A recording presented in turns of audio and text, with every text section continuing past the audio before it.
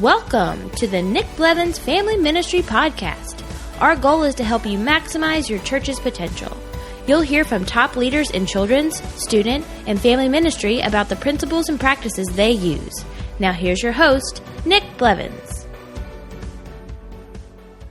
What's up, everybody? Welcome to episode 161 of the podcast. In this episode, I talk with Doug Franklin of LeaderTreks. If you lead in student ministry, you're probably familiar with LeaderTreks. Maybe not. And if you aren't, you'll love this interview because in some ways we talk about what LeaderTreks does. But most of the conversation is all about student ministry leadership. How do we develop students as leaders? How does that participate with discipleship and connecting them to Jesus and all of that? How has it changed? Because I think one of the things Doug talks about is how much it's changed over the last 20 years with busy schedules and students are involved in so many things and attention spans are down, all of that stuff. So it's a great conversation. Really love Doug's heart and what LeaderTreks does. And so we dive into that in this conversation. Before we jump in, though, we're about to launch the fall session of Ministry Boost courses. And so what that means is over the next few weeks, you can sign up for a Ministry Boost course and you'll get a number of bonuses, of which you can check all that out at ministryboost.org. But the bonuses are great. We try to make those bonuses really helpful. But to me, the most important thing is picking a course that will help you work on your ministry this fall. Because if you're like me, you spend 90% of your time, if not more, working in the ministry, right? Getting ready for the next weekend, getting ready for the next meeting or the next event or training or whatever it might be. We're kind of working in the ministry, so to speak. And our hope with Ministry Boost courses is that we'll help you take that, 2 hours, 4 hours, whatever it is you can give every week to work on your ministry, but not from scratch. Because one of the things I know I love to do is learn from other churches and leaders, take the resources that they give, tweak them, adjust them for our ministry, and apply it so that I'm not starting from ground zero, when we're trying to make some change or improve a part of our ministry, that we're starting 70%, of the way there, and we can tweak that and adjust that. And that's what the courses are all about. One, teaching you in some area. Maybe it's volunteer recruiting, maybe it's onboarding, maybe it's student ministry, maybe it's a specific aspect of like children's ministry, large group, whatever it is. The idea is that, yes, teach about that, but also equip you with resources that you can apply to your ministry to work on it this fall. So check out ministryboost.org. Course registration for the fall will be open with these bonuses for the next few weeks, and then that'll close at the end of September on September 27th. As you listen to this interview, you can get all the links and notes and resources and all that at nickblevins.com/episode 161. But let's go ahead now and listen to my conversation with Doug Franklin about student ministry leadership. Today I'm talking with Doug Franklin from LeaderTreks. Welcome to the podcast, Doug. Great to be here. Thanks for having me.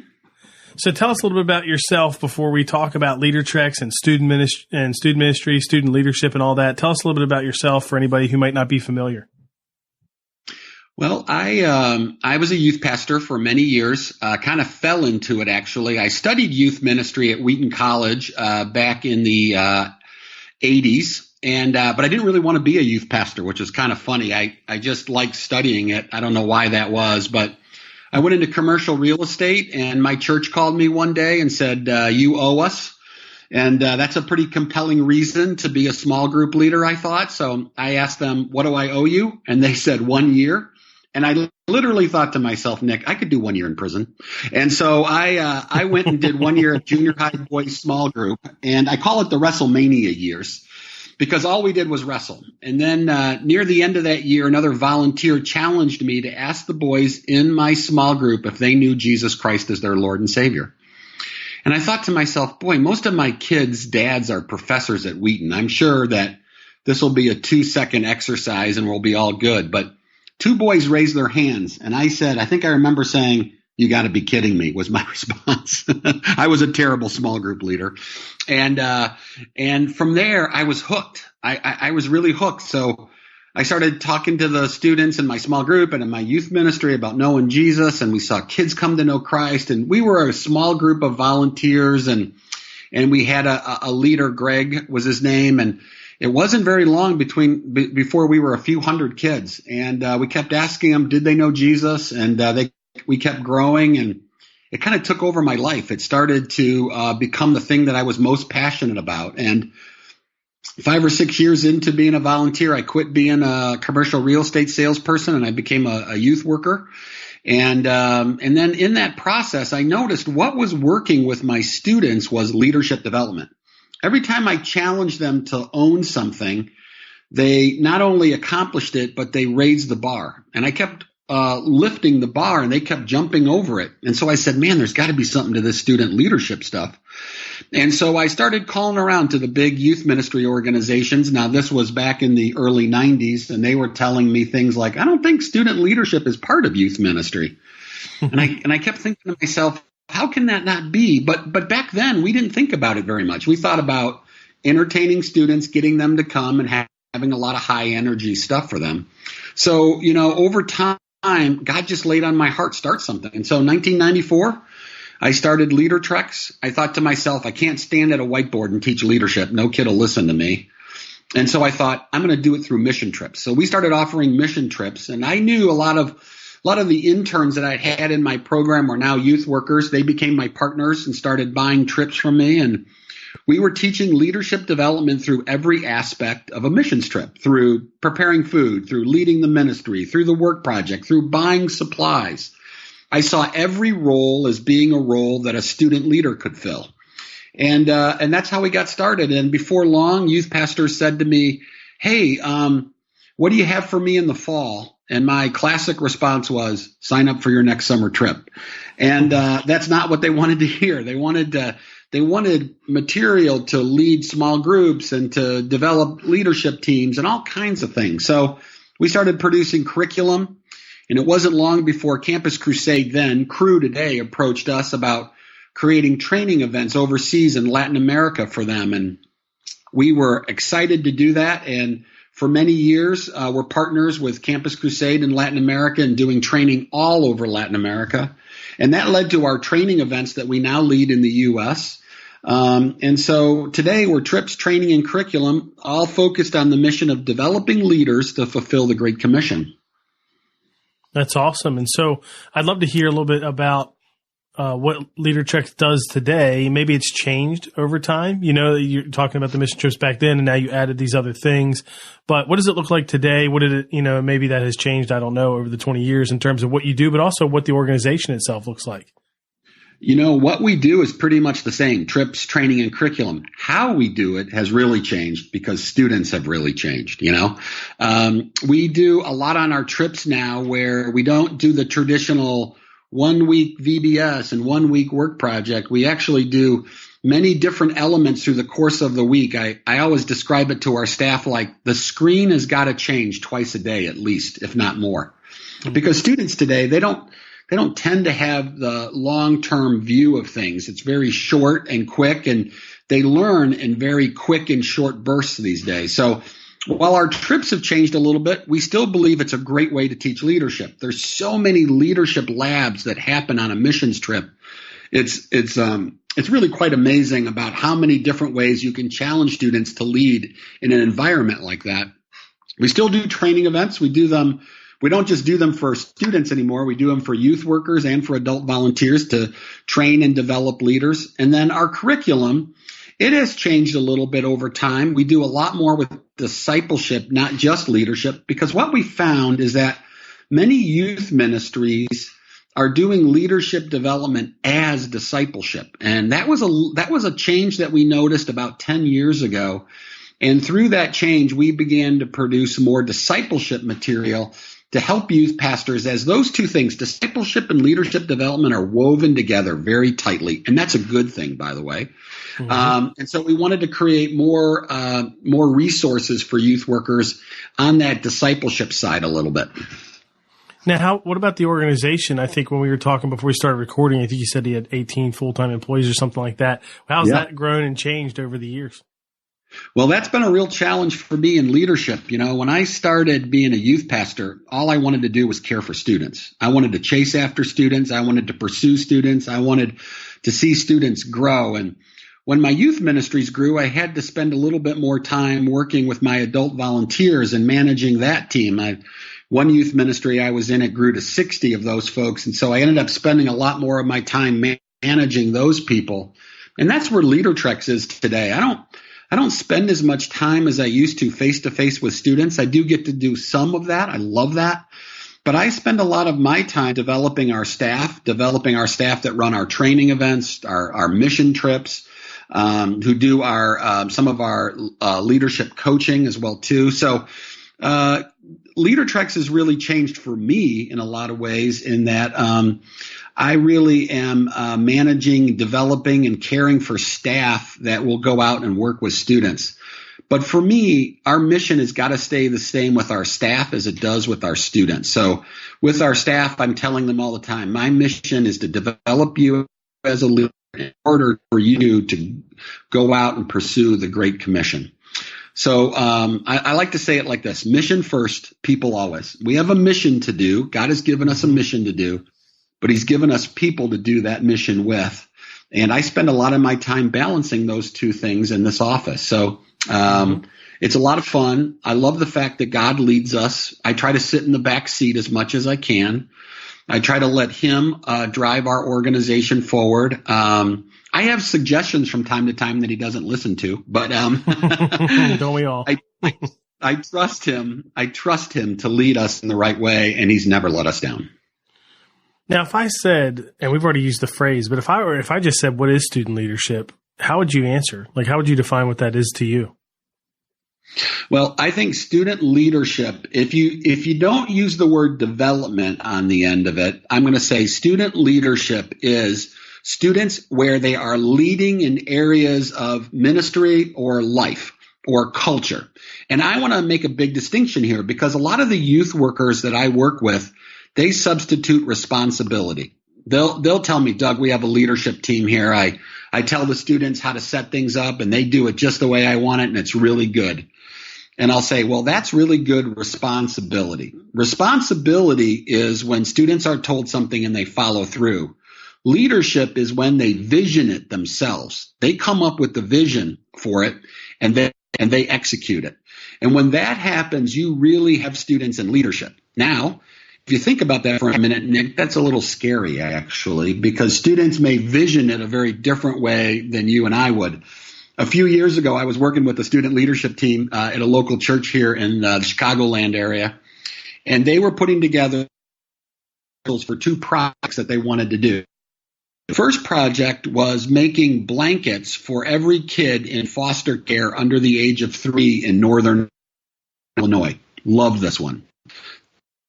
That was to go up at midnight, cross over the Illinois into Wisconsin into a truck stop where there had been rumors of human trafficking going on and confronting truckers. I really love the blanket project, to be totally honest with you. You know what I mean? It gets scary, right? If you let students vision it, you could end up in Wisconsin at midnight confronting truckers. And so I tell this to youth workers because I think it's so important to understand that if we let students vision something and actually own it, they won't do it the way we do it.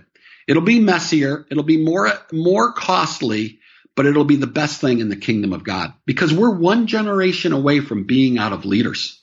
Mm-hmm. We're actually in a very tough place. You know, you're involved in a lot of church consulting. You know this. If churches had one wish, they'd wish for more leaders. And the strategy of I hope they show up is not working. And the development of leaders now that can own the ministry today, I think is one of the greatest joys of doing student leadership development in youth ministry. Yeah.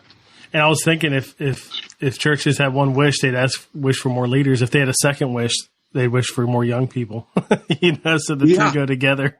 Amen. I think that's probably think about it this way. Think about it this way for a minute. If you think about the fact that the majority of people, 80-some%, if you listen to Fuller and the old Billy Graham stat, come to know Christ before the age of 18, and you ask yourself, who is the most influential people in that age group? Mom and dad would be number one, and peers would be number two. Mm-hmm. And so I would make the argument that the most effective missionaries in America today are the kids in our church youth groups. But we don't train them. We don't treat them like the most effective tool. And if churches got really strategic, they would start to think to themselves, okay, we could send our students fully trained and ready to go onto their campuses, prepared to do gospel advancing conversations, prepared to lead and see change happen, it could be amazing. Yeah, that's true. What should student leadership look like in a church practically? If you take these ideas that we're talking about and kind of your definition of it there, what are some examples of what that could look like in a church ministry? That's a great question because I think it's really changed over the years. For a long time, we did the old student leadership team. Kind of think back to the famous picture of Jesus at the Last Supper lounging with his disciples.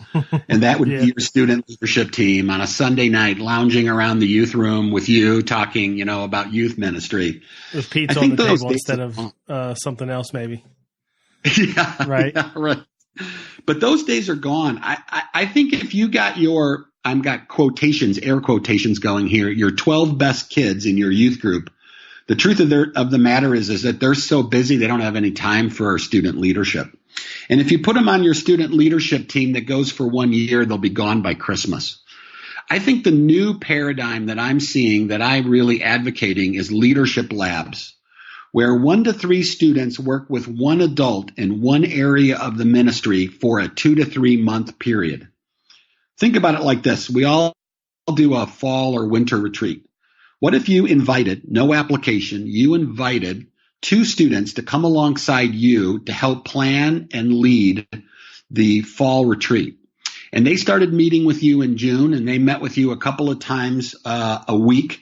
You did some leadership assessments with them. You did some training on skill sets, and you did some work on equipping them both with character issues and with leadership skills. And you picked an area of the fall retreat that they would lead. Let's say it was worship, or it was the games, or it was they would be the MCs on stage, whatever you might pick for them. And you prepared them for it, and they led it. And at the end, you debriefed it with them, and that was the end of their leadership lab. And you did it at a time of year when they didn't have football, because they play basketball and they can do this in the summer. And you did it with a group of students that could make a commitment, and their parents would verify that commitment and sign a covenant with you that they were going to participate, and you could pour into them. And you could run these leadership labs with a couple of adults who were minded towards this development in your ministry. And you had a leadership lab running worship, and you had a leadership lab planning the summer missions trip, and you had a leadership lab that even ran the snack shack. Every aspect of youth ministry can be a leadership lab, but every leadership lab needs an adult who is development minded, who's not going to rescue students, but who's going to challenge them and give them a real opportunity to lead while training them in the leadership principles they'll need to do that.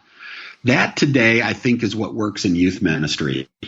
Students have less time than they've ever had before, and that's not a new revelation. Everybody knows that. We have less time to work with them, and we need to be strategic with the time that we have with them. I like leadership labs. I think they're really effective. I think student leadership teams have run their course, and they're fairly done. Some churches can still pull it off, but most churches can't do it anymore because of the time crunch. Yeah. That makes a lot of sense. I was going to ask how it's different from 20 years ago, but that's probably the difference is that it used to be a team, leadership team. You're just on it maybe for the whole year. But now you're saying you're seeing more of this. Do you feel like this is more popular in churches, or is this still new and some are just trying it out and the masses are still doing the old model? Well, I wrote an ebook, Reimagine Student Leadership, a couple of years ago that kind of laid the groundwork for how to do this. So I know a number of churches that are running leadership labs. I know most churches are still running student leadership teams because that's all they know. But just think this for a minute. We think to ourselves that students have to be ready for leadership, right? I mean, I've talked to so many youth workers who say to me, Doug, I love what you're saying, but my students aren't ready. So I'll say, when will your students be ready? No one's ever answered that question for me, by the way, because they're never going to be ready. That's why we're developing them. And I want churches to think about this, not taking good responsibility kids and giving them the label of leader. I think we should take non-leaders and turn them into leaders. I think we ought to race after every kid in our ministry and tell them what is unique about them, what is special about them, and what is great about them, and give them real opportunity to lead. And that requires training and development, but having real opportunities to lead is the only way to really learn it. So for me, I know that churches are beginning to wake up to this idea that student leadership teams are not working. I don't know how many of them are doing labs yet, but I want to help as many of them as I can to really do these leadership labs, because these leadership labs work within students' schedule. They're pretty powerful, because when you think about it, you got 12 kids on a student leadership team, 8 of them are hiding and 4 of them are involved. I've seen this forever. Mm-hmm. So you get a lab where you just get 2 to 3 students, maybe even just 1 student, and you can really drill down. You can really pour into them in a way that is truly unique. And what they're going to get from you in 2 or 3 months is so much more than they would get from you on a leadership team in 12 months. Mm-hmm. Yeah, I was telling you before we started recording that I feel like a lot of the interviews that have been on here recently in the last year for sure about student ministry have talked about student leadership. So it is a really important thing. It's a high value. Most of the leaders that talked about it feel like it's going really well. But I wouldn't say that this is the model. I think it's more the old model or some mix. I've seen some that are like maybe of a mix. But the labs thing hasn't been the predominant model that I hear about, but the value of it is still there. In fact, it is probably the common thing that I hear between everything, which is interesting. How about this? I'm wondering if, when it comes to the labs, if you had a lab, so to speak, for students helping plan a fall retreat, I get that. That totally makes sense. What about, and it's too much, because then it's over and it's done. It's short term anyway, right? Because you're just planning for that and then it's over. But then if it's a lab of a group of students that are, I don't know, they're on the welcome team or they're leading something that exists longer than 2 months, but you're saying only give it a 2-3 month stint. What do you do? Do you come back and do another 3 months with a different group in the same area? Like, how does that work, you think? Great question. And that's just not for the welcome team. That could be for the worship team. That could be for even the snack shack, or it could be for the small group leader team, if you even wanted to go that deep into it. Here's what I would say. There would be a student that would do a concentration for 3 months with an adult, and then there would be some aspect that they would lead of that for some period of time. But I don't think a student can be in a leadership role for a full year anymore due to their intense schedules. So I would say this. Hey, I'm going to get you ready to be the leader of the welcome team for the month of September. And to do that, I'm going to come in and I'm going to work with you. I need a commitment of you meeting with me, 8 times in the months of July and August, and preparing for this. And then we're going to roll this out in September where you're leading the team. Now, you're going to be on the team in October, November, and December, but you're the leader of this team in September. And I got to start by asking, if you were the leader of the welcome team, how would you envision it? What would we do differently? How would it work? And then I would start out during July and August to prepare and train and do some specific training on skill sets with this individual and getting them ready. And then in September, they're leading and I'm debriefing the experience with them afterwards. That's how I would see it work in a role that they were in year round. But to actually bring it to a crescendo where they're actually leading for a period of time. Yeah, that's good. How about middle school versus high school? Now, different churches, some that's all together in one ministry, some it's separate. How do you envision it in those different ministries, or do you see it the same way? No, I see it very differently. Junior hires, to me, the one thing that I believe that they need to learn is great teamwork, the leadership side of teamwork when it comes to what they can learn about leadership. They don't have enough life experience to actually lead some aspects of the ministry. Now, there are phenomenal junior hires that I know in some cases can do an amazing job of leadership, but I'm talking about the average normal junior hire. What they really need to learn is reliance on team.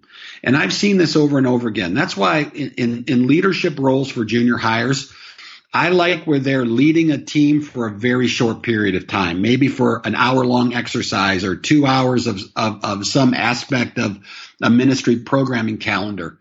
But I don't really like them in large leadership roles. I like them learning how to rely and work with each other. If I had a junior high leadership team right now, I'd be focused on two things: reliance on God and trust of team.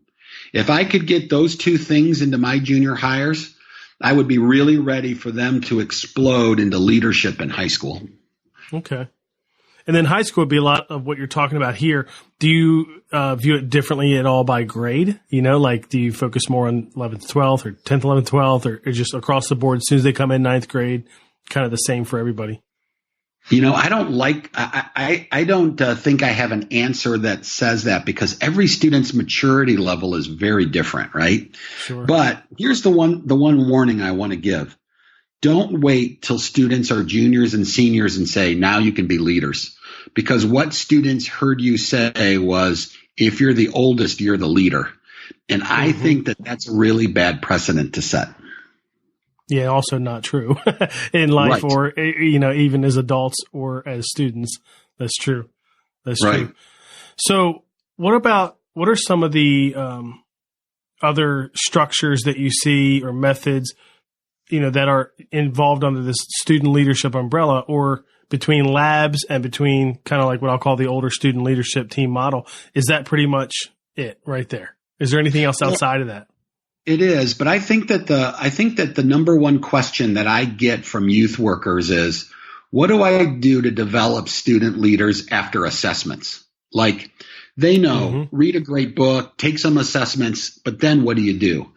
And I think the key after that is to really go into the doing and being side of leadership, talking about the being side, who you are and your character, and then the skill side. So today, I like on the being side teaching empathy. I think our students need to understand empathy, and I define empathy of remaining others focused. And our students are so self-absorbed. I'm talking about our good kids. I'm talking about our students that are following Christ. If you listen to their conversations, it's all about them or what they've done or what's happening in their life. So seldom do I hear a student asking another student, so how did that make you feel? So why did you do that? So why was that important to you? So you seem to really enjoy that. Why did you enjoy that? Our students don't seem to have very much empathy for one another. They don't listen to one another, and they spend a lot of time one-upping each other in conversation. So after I get done with the assessment side of leadership development, I really want to move to teaching empathy and helping students really understand what is their empathy profile and what are some of the things that they're doing well in empathy and what are the things that they're not doing well. Because here's what I've found about working with students. They don't know that their culture, their youth ministry culture, is not empathetic. They think it sort of is because they did a service trip or a service project. What they don't understand is how they're not really remaining others focused, because so much of their life is about them. So empathy is one of the things that I really want to teach on the being side of leadership. On the doing side of leadership, which students love to talk about, by the way, I want to teach skills. So I want to think through, if I give a student a role like being head of the welcome team, I want to think through what skills are they going to need. They're going to need to be a good inviter. They're going to need to be able to invite people into youth ministry, invite people to come back to Tuesday or Wednesday night, invite people to know Jesus if they don't know Jesus, So I want to teach them the skill of inviting and being warm and welcoming. And so I really want to think through the skill set that they'll need for their leadership role and really prepare them for good communication, for being an inviter, for being warm and welcoming, and all those things. So I think that the big paradigm for us is we got to teach empathy, we got to teach the being side of leadership, and then we got to teach the doing side of leadership, so students can really understand that it's just not about who's the loudest in the room. It's really who is the most passionate in the room. That's good. Now, how does LeaderTreks help within all of this? Because everything we've talked about, theoretically leaders could go do on their own and figure it out, but you all are creating content and resources and things to help with this. What does that look like? Well, one of probably the newest tools that we came up with about a year and a half ago was the leadership pathway. And it's the 5 steps that you go through with a student leader as you develop them. They're not continuous. They kind of, everything in student development is up and down and forward and backwards and all that. But the 5 steps are really building a portrait of the student and inviting them into leadership development. I think this is one of the most important parts of leadership development. You know, when they survey older leaders, adult leaders, and they say, how did you know you were a leader? The answer is 9 out of 10 times is somebody whispered in my ear they saw leadership in me. And so it begs the question, why are we not whispering in every student's ear, we see leadership in you, right? And so building a portrait of a student, seeing what their really unique abilities are and telling students, we see God at work in you through these unique abilities. Would you be interested in coming into a leadership development relationship with me? That's the first step in the pathway. The second step in the pathway is discovery, where we help students really discover how God has wired and shaped them, and we really walk them through the idea of this wiring and giftedness that God has given to them. The third step is that they have to learn to be equipped with both empathy and skills. We talked about that a little bit already. The fourth step is they really need to understand risk. Risk is a key element for leaders, and our students know very little about risk today. They've lived in a risk-free environment, and there's been a lot of rescuing of them, and they don't know much about challenge. So I like to talk about how do we move our students out of the comfort zone and into the growth zone, but not so far that we put them in the panic zone. And the pathway really helps you think through what are some laboratories you can put students in leadership that'll take them out of their comfort zone, but into the growth zone, not so far that they go into the panic zone. And then the fifth step is the sharpening step. It's the iron sharpening iron, and it looks at different aspects of a leader's life, and it allows you to look at how the student is growing and maybe what the student is struggling with and what you can challenge them on and work with them on as they continue in the pathway of becoming a leader. So the leadership pathway is available on our website. It's $2. It's really cheap. It's just really our printing cost. And also, if you're a hero member, one of our subscription hero members, you get the pathway for free and you can download it and print as many as you want. But the leadership pathway is a great tool for helping us that are developing leaders know what to do next. This is what I have found in the process of developing leaders is, what do I do next? Because everybody is different. Everybody's unique. Everybody's special. There's not one program that you can take everybody through and they're a leader at the end. It really requires a unique path that each person walks, and I want to be able to help them walk them. And this tool is really good for that individual student who's developing and growing as a leader. That's awesome. That's a great resource. Looking at it on your site right now. So I'm thinking about leadership labs, student leadership, this pathway, developing them as leaders. And then I'm also thinking about all the other parts of student ministry, your normal small groups, large group, the teaching, the content you're doing through there, the discipleship you're doing through there. How did the two, work together practically, like in a given week or a given month? What does that look like in a student ministry if they're doing all of this together? Yeah, I think that sometimes the label of leaders is so powerful in a student's mind that they think sometimes that they've arrived. And actually, I'm 56 as of yesterday, and I'm still growing and developing as a leader, but I've got the maturity to understand that, and I don't know that students always do. So I think it's really important to cast the vision for our students that their development as a leader is powered by the depth of their relationship with Christ. And so what I want to do is I want to continue to remind them that the depth of their influence, the depth of their effectiveness, the amount of things that they're really able to impact has everything to do with how connected they are to Christ. And so whether they're doing a student leadership team meeting or they're doing small groups or whatever, I want to continue to press upon them the need to know Christ and to know him at a deeper level. So I want to teach my student leaders how to open their Bible, read it, be open to the conviction of the Holy Spirit, confess sin, make application, and begin to grow in their relationship by seeing their behavior and their attitudes change by the power of God's word.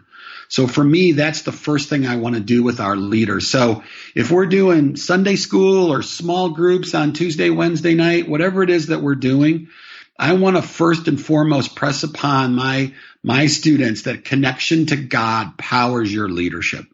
So everybody's youth ministry is a little different, but that focus is where I would put the focus to intertwine both discipleship and leadership. Mm-hmm. Yeah, because I'm just thinking about, a lot of student ministries, for instance, might meet on Sunday night, and maybe they have large group and small group together, or maybe there's a separate small group during the week. And then and they've got a plan there, content, discipleship, small groups they're trying to run. And then they're going to maybe integrate in this student leadership idea.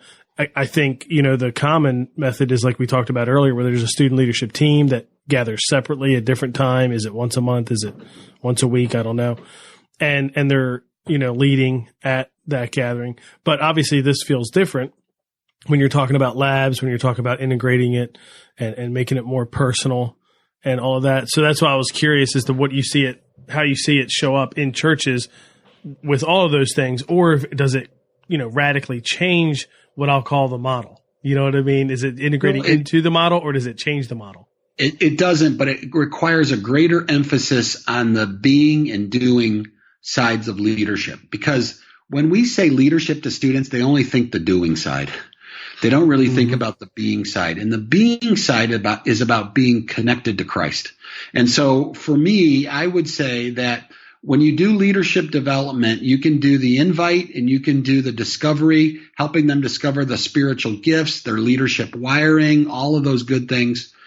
But then what I really want to do after that is I want to go back and make sure that every time we're doing some leadership training, it has an equal mix of the being side, which is connected to Christ, and the doing side, which is the skill set development for leadership. Yeah, that's really good.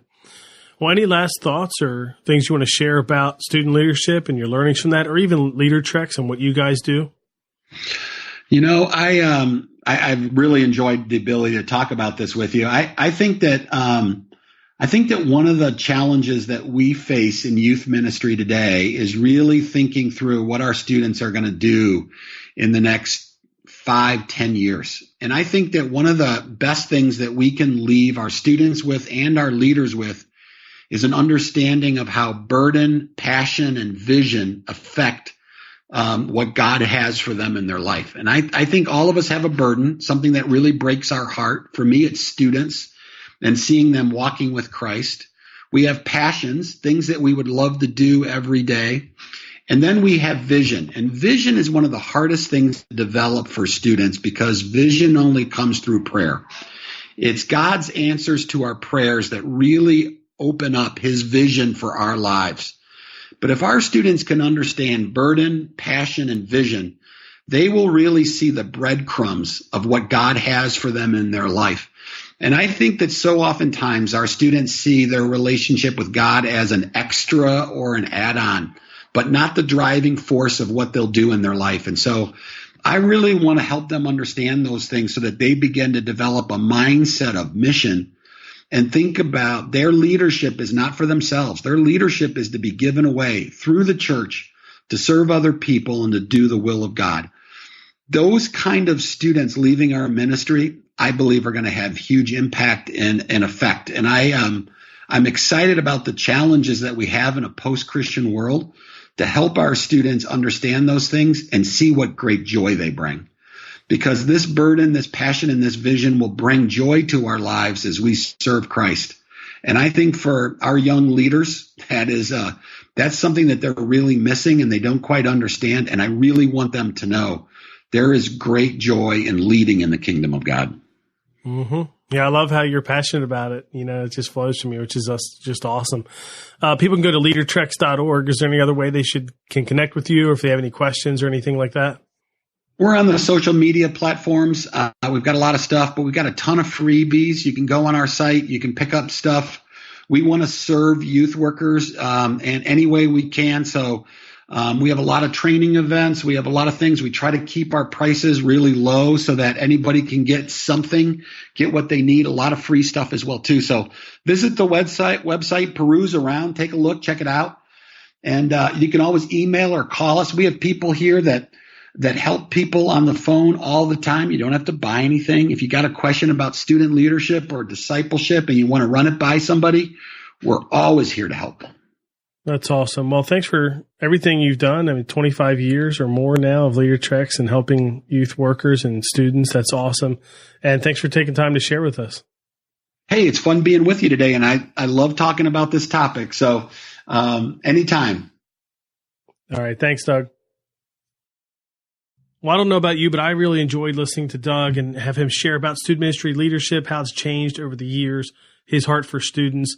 I just loved listening to all that. I took a number of notes, as I always do when I was listening to him talk about some of these things in ways that I want to think about applying some things to our ministry. And a few of them, and here's some action steps I think of coming out of that interview, and they're things that I wrote down as well. I thought about, what if we all kind of defined what is our being and doing list for students? If we made a list of things about, who we want them to be, who God wants them to be, what would that be? And if we made a list of what do we want them doing to help grow their faith, what would that list be? And if to grow their leadership, what are the being and doing? The other action step is to test the lab's idea. How can you run kind of a student ministry leadership lab this fall maybe? Maybe it's 2 months, maybe it's for the whole fall. What are some different ways you can test that out? And then a third thing, which you could have missed in there, was to ask students for their input. I love that. I thought, let's not just give them something to do, right? Like he talked about, let's ask for their input. Let's, actually give them leadership. And that's an easy one to do. You could ask students for their input this week, right? So that'd be an easy one to implement.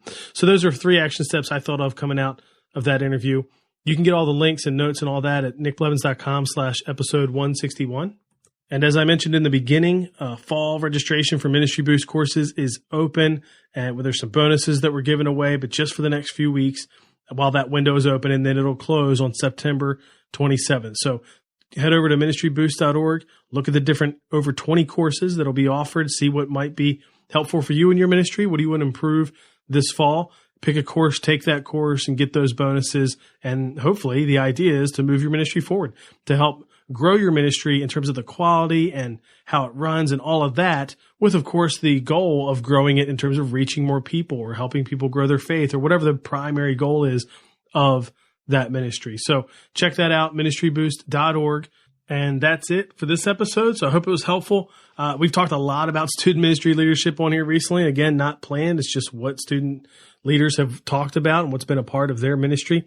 I did intentionally reach out to Doug so we could talk more about student ministry leadership, but it's been interesting to me how that's been a common topic and a common theme among what I think are healthy student ministry. So I hope this has been helpful to you, and I hope you'll take a Ministry Boost course this fall to improve your ministry. Let us know how it goes. Give us feedback. Hundreds and hundreds of people, actually over 1,000, I guess, have taken some type of Ministry Boost course, and hundreds have taken a paid course. And we love hearing the stories that come from them. I'll probably share some of those in the future, but I'd love to hear your story. How do you improve your ministry this fall, whether it's with a Ministry Boost course or not? I would love to hear that. You can always email me with stories like that, of podcast guest recommendations, anything like that. You can email me at nick@nickblevins.com. Thanks for listening. I hope you have a great week, and I'll catch you next time on the Family Ministry Podcast. Thanks for listening to the Nick Blevins Family Ministry Podcast. We hope this helps you maximize your church's potential. We would love to hear stories of how you apply what you've learned. You can do that by leaving a comment on iTunes or in the show notes at nickblevins.com.